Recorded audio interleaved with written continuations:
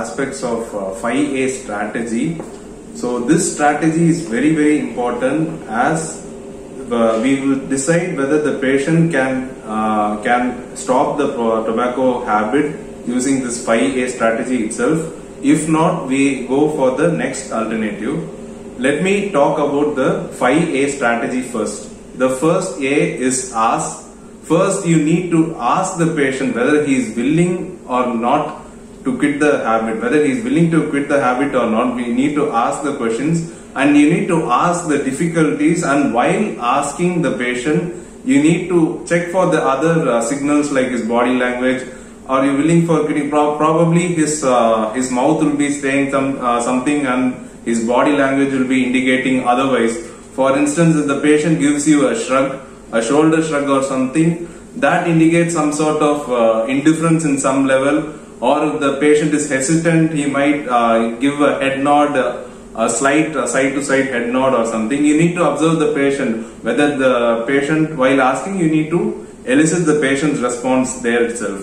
So you need to ask what are the harmful effects they face and everything. And next, you advise the patient. You advise the patient what are all the effects what are all the benefits which you get out of the quitting. So all the advice and everything, it's best if you give it to the respect to the particular patient. If you give advice to them, it's even more helpful. For instance, if you are seeing a early teenage or a college student or a sports person, probably the person will require stamina on a daily basis.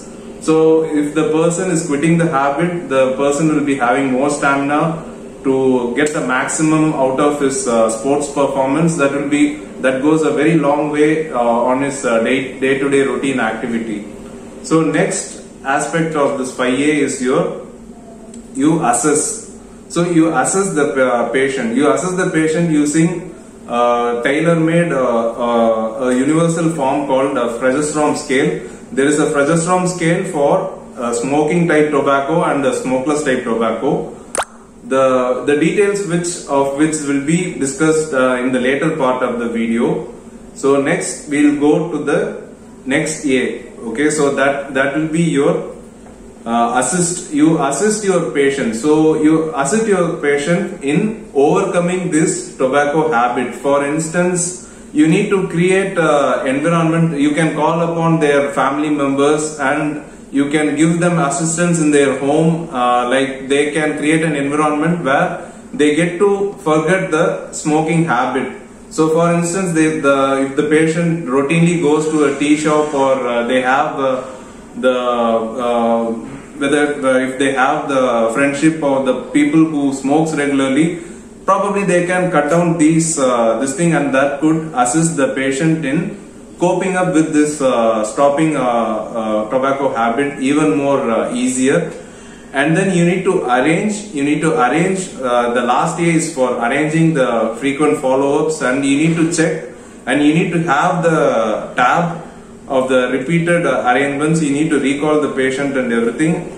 And you need to motivate the patient that most of the people doesn't have a successful quit rate at the first attempt. They probably require many attempts, and they might succeed eventually. So one or few failures would never bite you. On a long run, the repeated attempts would be better.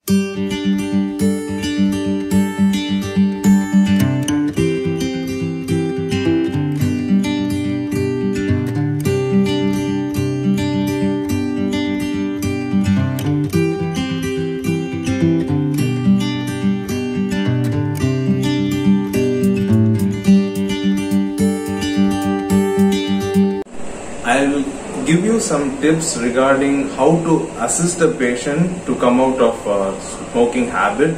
So basically you have 5D strategy, 5 dimensions. So you can ask the patient to delay his urge for smoking, and you can ask the patient, help him out with the tactics to distract, and you can ask the patient to drink water, and you can ask the patient to take a deep breath, and at last you can tell the patients to discuss their feelings and emotions regarding how they feel about being deprived of their smoking, and probably they can get on from there.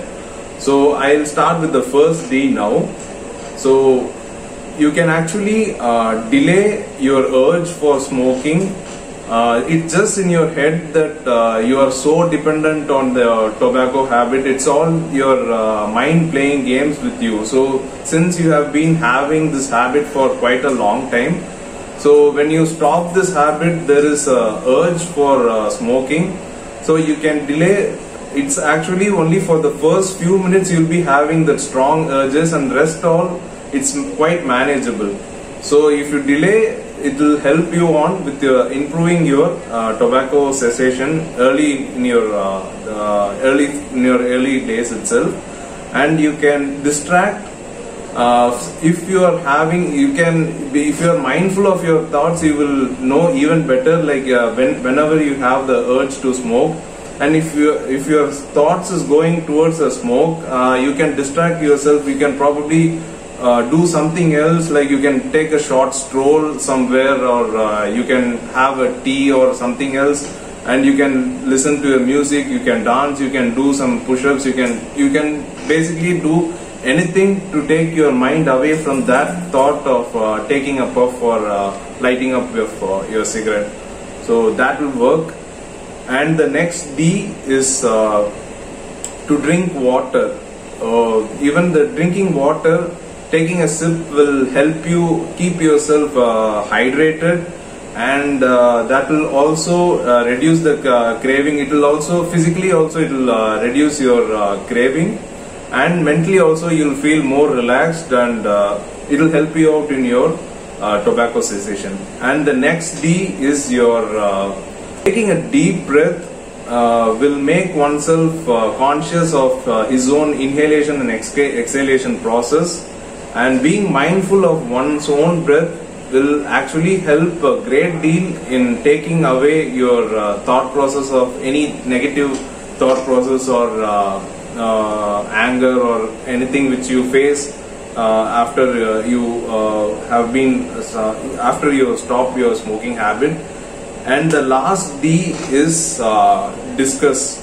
So we human beings are social animals basically. So you have your own friend circle, family circle, colleagues, whatever. If you feel frustrated, like if you feel frustrated, or if you feel sad after this thing, you can probably discuss the feelings, and that will let your emotions off your chest, and it will make you feel lighter. So this also will help you a great deal.